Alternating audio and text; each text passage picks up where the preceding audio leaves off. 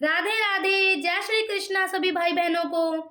आज मैं आप सभी के सामने तिल चौथ की कहानी लेकर आई हूँ। तो चलिए शुरू करते हैं तिल चौथ की कहानी। किसी शहर में एक सेठ सेठानी रहते थे। उनके कोई भी संतान नहीं थी। इससे दोनों ही दुखी रहते थे। एक बार सेठानी ने पड़ोसियों की स्त्रियों को तिल चौथ का व्रत करते हुए देखा और पूछा कि बहनों, आप ये सब किस चीज का व्रत कर रही हो और इसके करने से क्या लाभ होता है। तो औरतें बोली, ये चौथ माता का व्रत है। इसको करने से धन, वैभव, पुत्र, सुहाग आदि सब कुछ प्राप्त होता है। घर में सुख शांति का वास होता है। तब सेठानी बोली कि यदि मेरे पुत्र हो जाए तो मैं चौथ माता का व्रत करके 1.25 किलो तिलकुटा चढ़ाऊंगी। कुछ दिन बाद वह गर्भवती भी हो गई।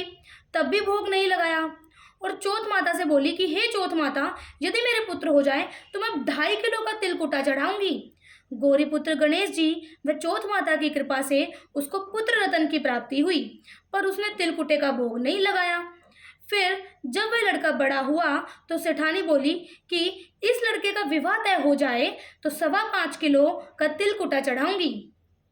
भगवान गजानंद व तिल चौथ माता की कृपा से सेठानी के पुत्र की सगाई एक अच्छे कुल की कन्या से हो गई और लगन मंडप में फेरे होने लगे।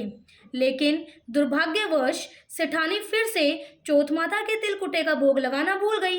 तब चौथ माता व श्री भगवान गणेश उस पर कुपित हो गए।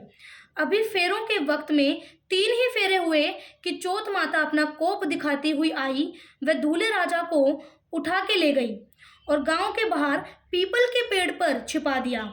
सब लोग अचंभे में रह गए कि एकाएक दूल्हा कहाँ चला गया। कुछ दिन बाद वह लड़की गणगौर पूजने जाते हुए उस पेड़ के पास से निकली तो पेड़ पर से दूल्हा बना हुआ लड़का बोला, आओ आओ मेरी अर्धब्याई पत्नी आओ। तो वह भागी हुई अपने घर गई और अपनी माता को सब घटनाएं सारी सुना डाली। यह समाचार सुनते ही सभी परिवार जन वहां पहुंचे और देखा कि वहां तो वही जमाई राजा हैं जिसने हमारी बिटिया के अधफेरे खाए थे और उसी स्वरूप में पीपल पर बैठे हैं। तो सभी ने पूछा कि आप इतने दिनों से यहाँ क्यों बैठे हो, इसका क्या कारण है। जमाई राजा बोले, मैं तो यहाँ चौथ माता के गिरवी बैठा हूँ।